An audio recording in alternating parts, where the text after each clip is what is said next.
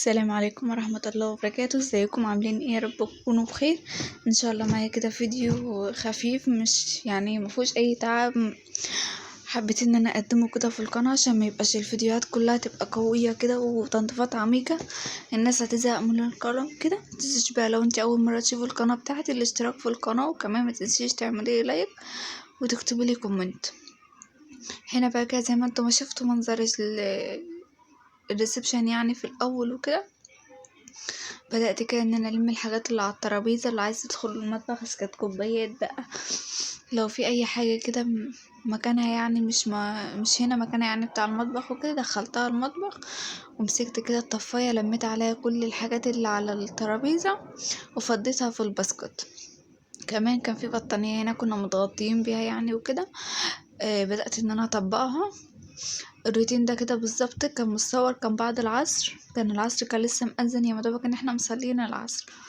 تمام. هنا بقى كده بدأت ان انا طبقت البطانية وشلتها مكانها، وعضي كان بيساعدني بقى ادخل المخدة على السرير، وكان فيه شباشب بتاعته وحاجات برضو دخلها الجزامة، يعني كان بيساعد يعني معايا. كنت بقوله يا عضي يشيل الحاجة دي كان بيشيلها.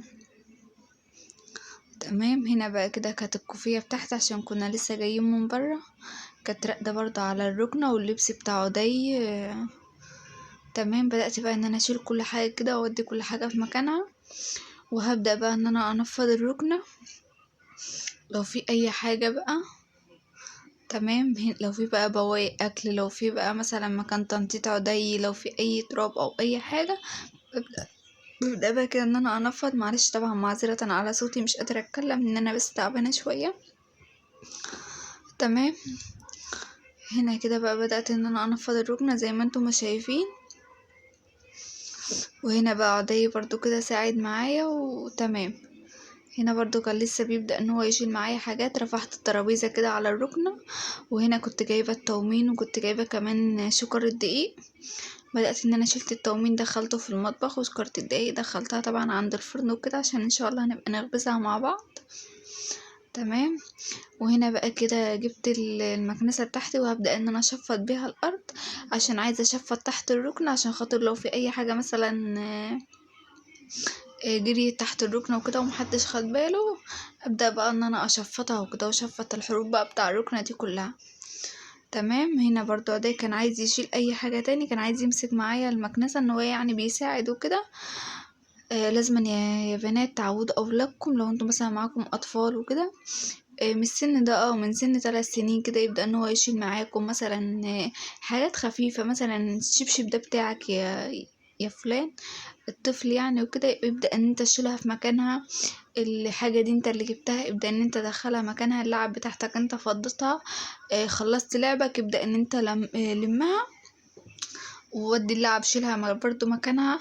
هيبدأ ان هو يتعود معاكي على كده، عشان خاطر لما تيجي تقوله على حاجة مش هيقولك لا، خلاص هو انت اسستيه وعودتيه على كده من صغره ان هو هيساعد معاكي.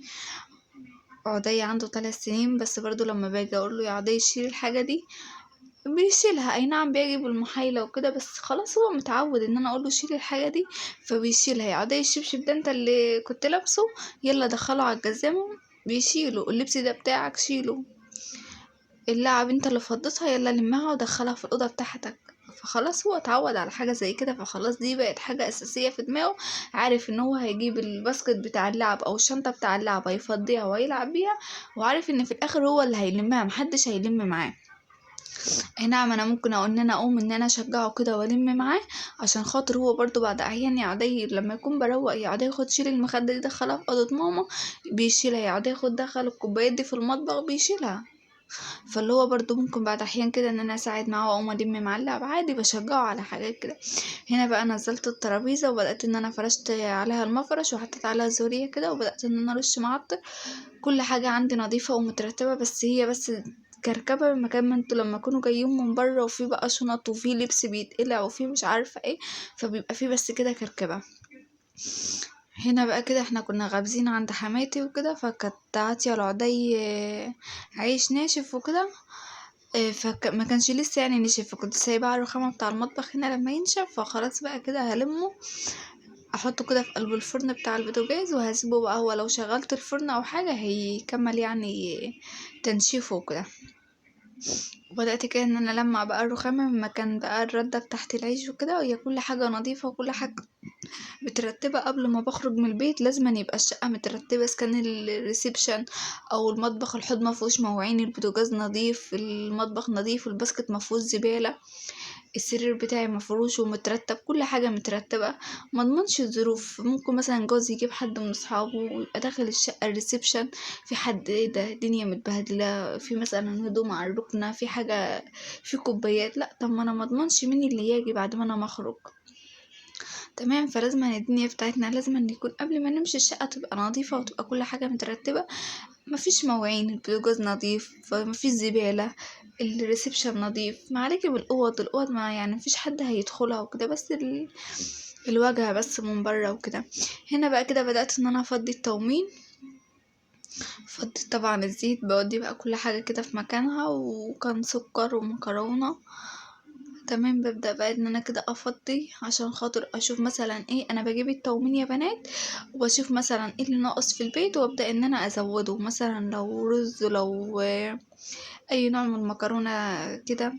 طبعا غلاء الاسعار مخلي الناس بتكلم في نفسها، اي حد بينزل السوق بيكلم نفسه من غلاء الاسعار. بتنزلي السوق ما بتبقاش عارفة ان انت هتجيبي ايه. الاول كنت بتنزلي السوق وكان بيفوت معاكي فلوس ان انت بتجيبي حاجات تانية بتركنيها في البيت. دلوقتي ان انت يا مدبك ان انت بتنزلي السوق، الفلوس اللي معاكي يا مدبك ان هي بتقضي يعني يوم او اتنين. والله في ناس تانية بتنزل كل يوم السوق عشان خاطر ان هي تجيب حاجتها يوم بيوم. تمام، طبعا ربنا يعافينا وربنا يعدي الايام دي على خير ويعديها على سلامة وربنا يستر بقى.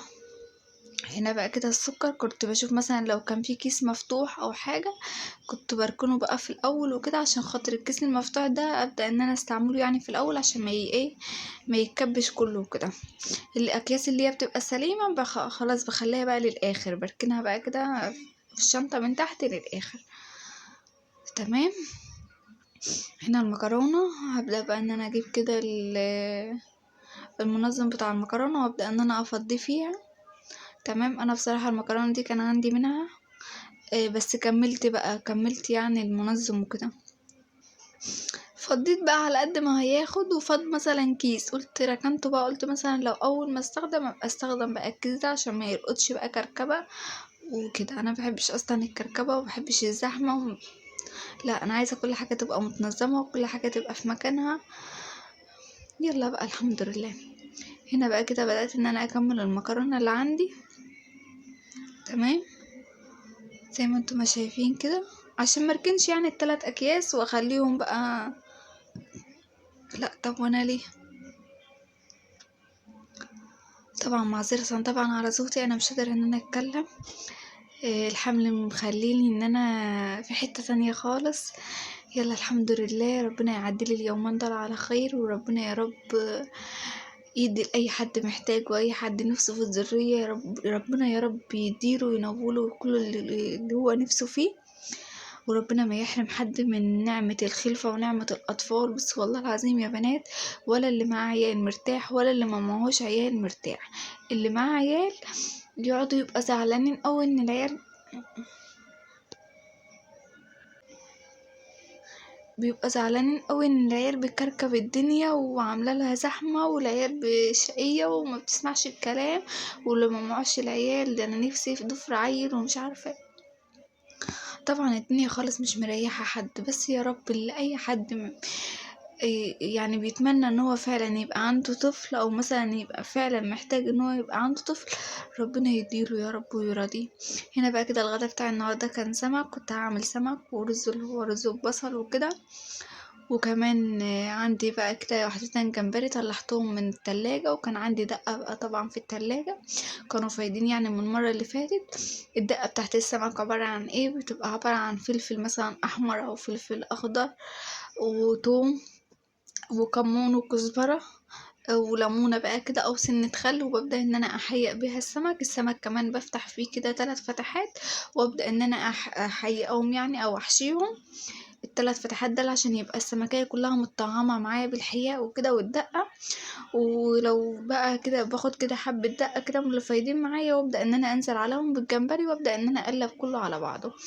هنا بقى كده خرطت بصل عشان خاطر اعمل الرز. هنا برضه انا كنت تعبانة خالص، كنت بصور الفيديو ده والله وانا تعبانة. ما كنتش هصور، بس جايلي تعليقات انتي ليه ما بتنزليش فيديوهات بقالك فترة ومش عارفة ايه. فحبيت بقى ان انا اشارككم كده في اليوم ده، يوم كده يكون خفيف وكده. بدأت بقى ان انا كده خرطت البصل وطلعت حلاية عشان ابدأ ان انا احمر فيها البصل، يعني عشان احمر فيها الرز وعلى العين التانية هبدأ ان انا اشتغل في السمك كده كله مرة واحدة كده، عشان خاطر انا اصلا تعبانة ومش قادرة ان انا اقف، فهشتغل كده كله مرة واحدة. كده جبت الحلة حطيتها على البوتاجاز وحطيت عليها كده معلقتين من الزيت. هسيبهم بقى كده لما يسخنوا خالص. اول ما يبدأوا ان هم يسخنوا معايا هبدأ كده عليهم بالبصل، وهبدأ بقى ان انا اشوح كده في البصل، هديله تقليبة كده واتنين. ويلا على العين التانية كده هكون انا حاطة الطاسة بتاع الزيت اللي هقلي فيها السمك وكده. هي طاسة انا مخصصاها لقلية السمك، تمام. ما بعملش يعني فيها حاجة تانية اكتر من ان انا بقلي فيها السمك، تمام. هنا بقى كده جهزت السمك بتاعي وجهزت الجمبري. هنا اللي في الطبق اللي قدامكم ده واحدتين جمبري كده صغيرين خالص، كنت مخليهم يعني عشان احطهم على الرز وكده، اشوحهم يعني مع البصل ومع الرز، وابدا ان انا اسويهم مع الرز. هنا بقى كده الدقيق، بدأت ان انا فضيت الدقيق وخدت منه بس معلقتين كده حطيتهم على الجمبري، تمام. والتوابل برضو اللي معايا اللي بحطها على الدقيق بحط منها على الجمبري، اللي هي ايه التوابل بتاع السمك، كزبرة وكمون. كانت مثلا معلقة او سنة رشة كده بس تكاري، يديكي مثلا لون ذهبي كده ولون حلو. لو انتي حابة مثلا تضيفي معلقتين نشا مع الدقيق، تمام. بس انا بصراحة ما كانش متوفر عندي نشا، فاللي هو عادي بعمله برضو كده عادي وبيطلع جميل ومية مية. لو انتي يعني عايزة السمكية كده من بره تبقى مقرمشة وتمام. ببدأ بقى ان انا كده اقلب الدقيق مع التوابل، تمام. وابدأ ان انا كده امسك السمكية اعفرها كده في قلب الدقيق، اقلبها كده من كل الاتجاهات، تمام. هنا بقى الزيت بتاعي كان خلاص كان بدأ ان هو سخن، وابدأ بقى ان انا انفض كده السمكية من اي دقيق زيادة عليها، وخلاص مش هركن بقى في طبق، لا هنزل على طول في قلب الزيت عشان كده خلاص الزيت سخن. واصلا كان جوزي كان جاي خلاص من الشغل، فاللي هو كان خلاص كان مستني الغدا. وعلى العين التانية انا بقلب برضو كده البصلاية من كل وقت للتاني، مش ناسيها يعني ولا حاجة، بقلبها. وكده كده البصل بتاع السمك اللي هو مثلا بيبقى محمر كده شوية، مش اللي هو بيبقى مصفر، لا بيبقى واخد لون كده بسيط، تمام. السمكية التانية الطاسة اللي معايا بتاخد سمكتين، بسم الله ما شاء الله. السمك يعني اللي معايا كبير مش صغير، انتوا جاي عندكم في الكاميرا صغير مش عارفة ليه. هنا كده كان خلاص كان البصلية بدأت ان هي تحمر، نزلت عليها بواحدتين الجمبري، حاجة بسيطة خالص، تمام. الرز معايا كنت غسلاه وسايباه ان هو يتصفى وكده. هسيبه بقى كده لما الجمبري يبدأ ان هو يتشوح معايا، واروح نازلة على الرز. هنا كده كنت بوريكم بقى السمك ان هو على النار وكده، نزلت عليه كده على طول بالرز على البصل والجمبري، حطيتهم كده تقلبتين وسبتهم بقى يتشوحوا. هنا كده بقى على الجمبري هو عليه نفس الحياء اللي هي بتاع الدقة، اللي هو الثوم والفلفل والكمون والكزبرة والخل او الليمون. حطيت عليهم معلقتين دقيق، وحطيت عليهم بقى معلقة كزبرة، وحطيت عليهم معلقة كمون ورشة كاري. وبدأت ان انا اقلب كده الجمبري بسنة مية لحد ما الخليط كله يمسك في قلب بعضه، تمام. وهبدأ ان انا اغلفه بالدقيق وهقليه عادي في الزيت او احمره في